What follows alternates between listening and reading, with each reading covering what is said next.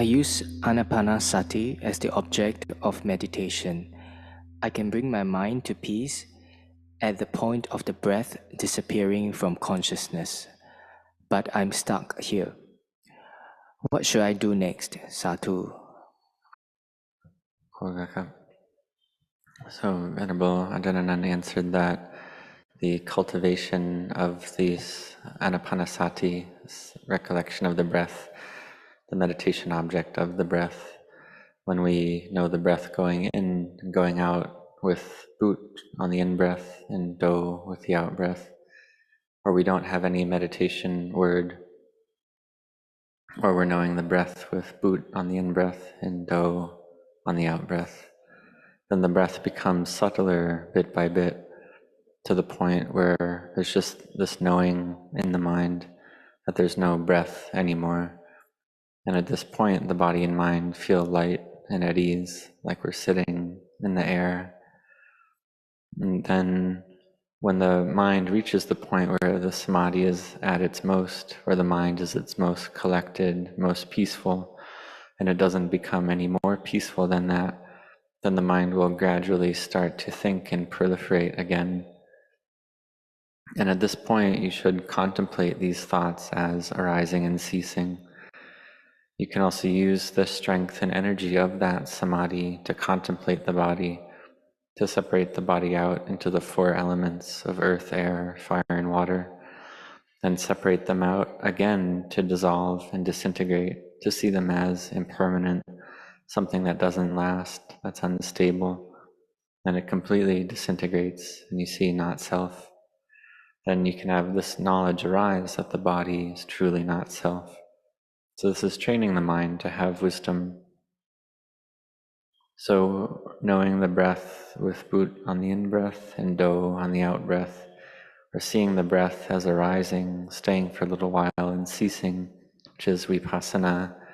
These two methods you can do either seeing the breath with insight, with vipassana, or cultivating samadhi to then contemplate the body as anicca, dukkha, anatta, impermanent, stressful, not self, to give rise to wisdom. And so you do this already, and samadhi increases according to various levels, but don't be too in a hurry or too agitated to get more samadhi than this. Use your wisdom as well. Use your wisdom to care for your samadhi, to make the samadhi last for a long time. And when the samadhi is long-lasting like that, then it can carry into your postures of standing, sitting, walking and lying down, and then the samadhi can be stable like this. So may you train in this way. This is the correct way. And I offer my rejoicing with you, training your mind to this point. So may you contemplate as described going forward. According to Chinese Qigong, breathing through the occipital tract of skull activates the gland which will stimulate adrenaline production to enhance better feelings of well-being and better sleep. Can we as Buddhists meditate this way?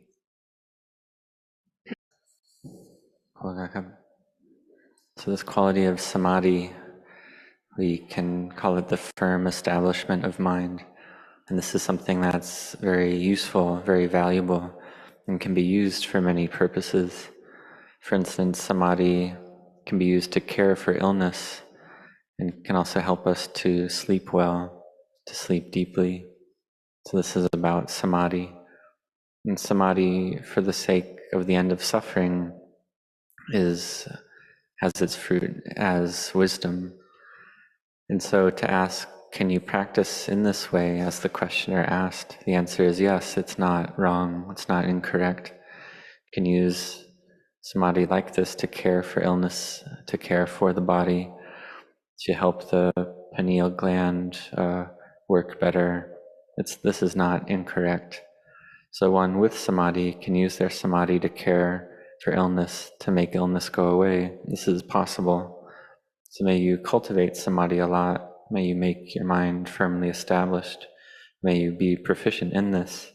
And you can use this to take care of your body and also to bring the mind to know and see the Dhamma. Could you please explain and elaborate to us about the definition of the genuine and real spiritual pleasures in terms of Buddhism? So to speak of genuine and real spiritual pleasure in Buddhism, in the Buddha Sasana, this is the Sasana, the religion of the Buddha. And this religion of the Buddha is the knower, the awakened one, the joyful one. This is the Buddha. So the Buddha, the founder of Buddhism, of the Buddha Sasana. So in the Buddha Sasana, there are many types of happiness or pleasure, of sukha. And so there's the pleasure and happiness of one without sila, without virtue. But this type of pleasure is the cause for suffering to arise. For instance, stealing or hitting or harming, there is a type of pleasure involved in those activities related to the objects one might steal and so on. But in the end, one receives punishment and drawbacks. And so this is a type of pleasure of one without virtue. But then a happiness and pleasure that's higher and more refined comes from one who gives and sacrifices, practices generosity, makes merit. They get fullness of heart, happiness of heart from this. And so to do generosity with the mind, with virtue, without harming anyone, is an even higher merit, because when we do generosity, we can do it but still have behavior of body and speech that's uncontrolled. But when we are able to control our behavior of body and speech to be within the bounds of virtue and have generosity as well, this is an even higher happiness and pleasure. The mind is more spacious and freer, but still the mind is agitated and chaotic, still has thoughts and proliferation, has anger, aversion, greed, wanting this, wanting that, wanting to become this, to become that, and delusion as well. Sometimes this can be to the point where one is unable to sleep, or it's difficult to sleep. And so one comes to train and practice samadhi, this quality of collectedness and peace, to put down the moods and sense impressions in the mind, to put down the agitation and chaos in the mind temporarily. This is the mind in samadhi, the mind that has rapture and happiness.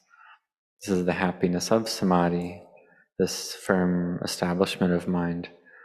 So this is something that the mind can achieve temporarily for periods of time.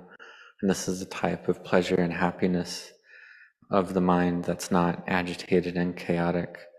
The mind is still, has fullness, has rapture. This is the pleasure of samadhi. And this pleasure and happiness is temporary. It's like putting a rock on top of grass. When we lift away the rock, then the grass grows again. But still, it's a development of the mind, development of merit. It's doing merit to the fullest, to the completeness of merit, to abandon that which is unwholesome, to do that which is wholesome, to purify the mind. But still the mind has clinging even when there's samadhi. The mind exits samadhi, and they're still clinging there, clinging to things as self, having views, having conceit. So the causes for suffering are still there.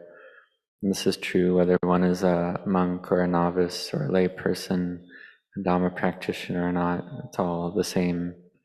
So one has to train and practice in patient endurance to try to walk the way of the Buddha, the way of awakening, the way to overcome delusion and ignorance. Because the Buddha is the one who knows, and he taught the way to know for ourselves. to awaken for ourselves, to free the mind from wrong view. So we have Samadhi, and then having Samadhi, then we contemplate the truth. And the things that we cling to as self, clinging to various things as me and mine, you and yours, and we see them as impermanent, suffering and not self.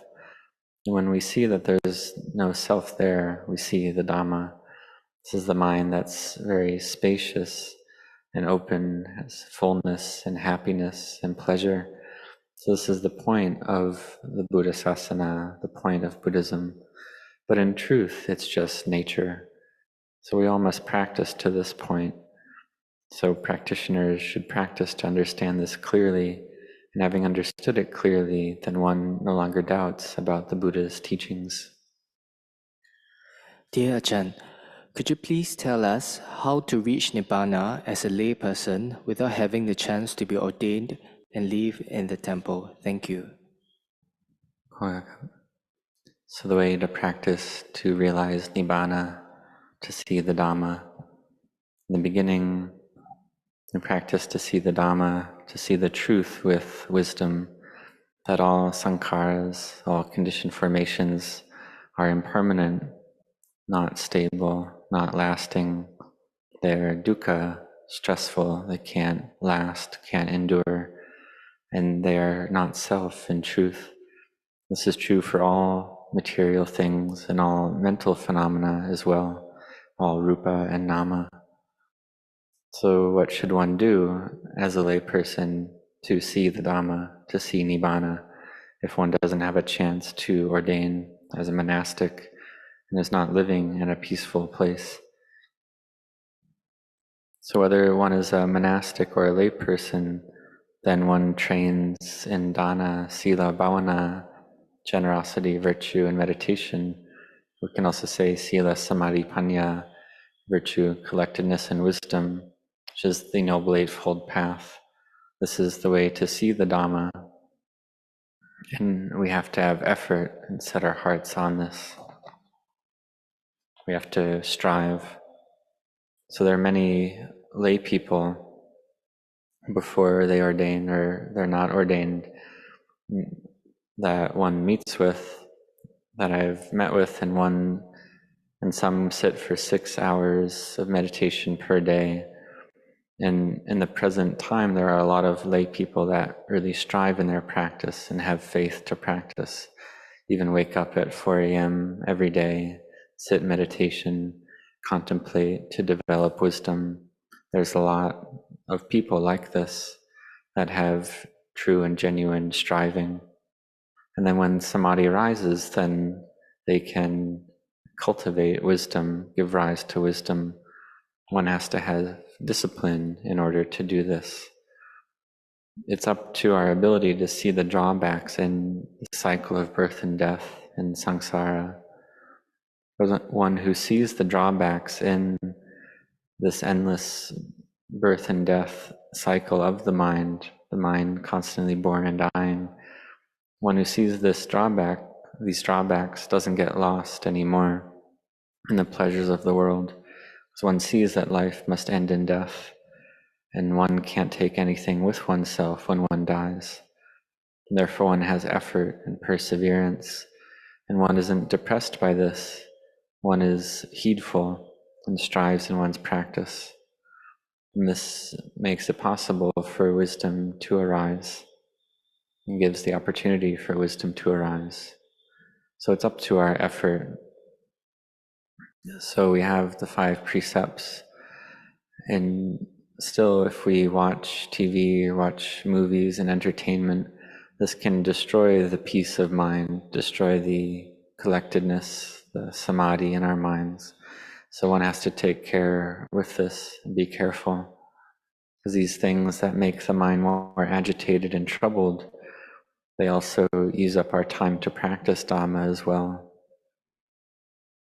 So if the mind starts to become peaceful in samadhi, and we watch TV or movie, then we start to see that this is something that's useless, it's empty of value. And we see the value in training the mind in samadhi. that it gives us the chance to see the Dhamma. And so, in this way, there's no difference between monastics and laity, because seeing the Dhamma, it happens in the mind. So may you strive to practice this path of Sila, Samadhi, Panya, which is able to bring one to freedom from suffering, can bring one to see Nibbana. Because to see the Dhamma, one needs to have mindfulness. And you can use the meditation word Bhutto in your Dhamma practice, because usually the mind is thinking here and there. The mind isn't stable. And so if the mind's not stable, we can't give rise to wisdom. We can't contemplate for wisdom. Therefore, we use Bhutto in our minds, whether we're sitting, standing, walking, or lying down. We use Bhutto a lot. And this helps us to put down our thoughts about work, thoughts about various things. When it's time to come sit meditation, we put down these thoughts and we use Bhutto to help us, to help cultivate our mindfulness, not to think here and there. And if we're thinking very quickly, then we recite Bhutto very quickly to change the state of mind to a state of Samadhi. And we see that Bhutto is a good friend, is a true friend that can bring the mind to peace and collectedness. So may you train in this way to watch the breath go in with Bhut and out with Do.